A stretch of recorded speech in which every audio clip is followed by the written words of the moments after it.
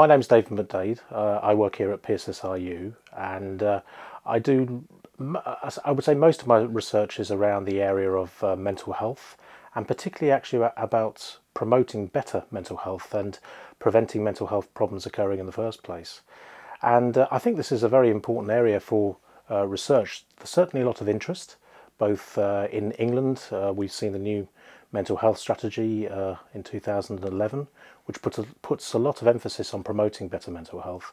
And also a lot of the work that I do in other parts of Europe, again, is around preventing mental health problems occurring.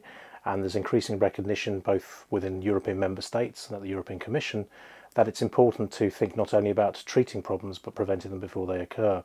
One of the areas that I work in as well that I wanted to emphasise at the moment, because it's particularly important and it's in the media a lot, is actually the prevention of suicide.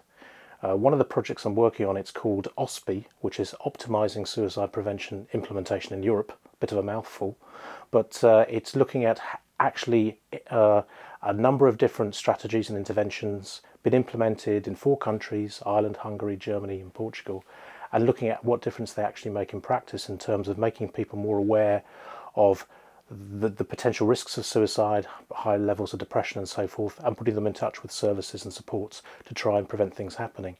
And we're coming to the conclusion of that report, that project, very shortly, and I think it's going to have some very exciting findings, particularly at a time when you read in the media about the increased risks of suicide because of the economic crisis. So that's one particular area.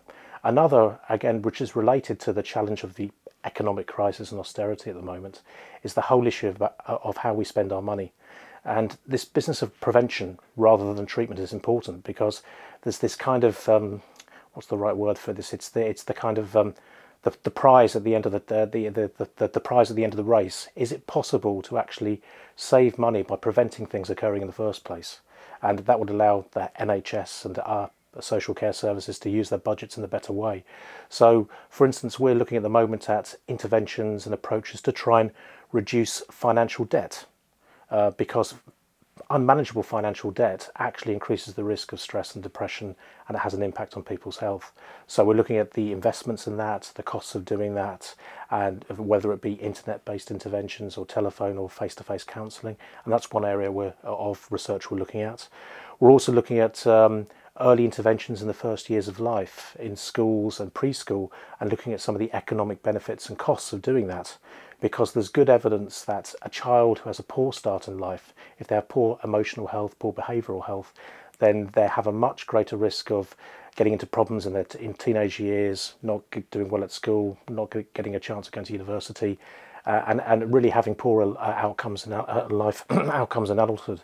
So again, another important area that we're looking at. So a real focus in my work around prevention, promotion, and looking at the economic cases for doing that, rather than just focusing just on treatments alone.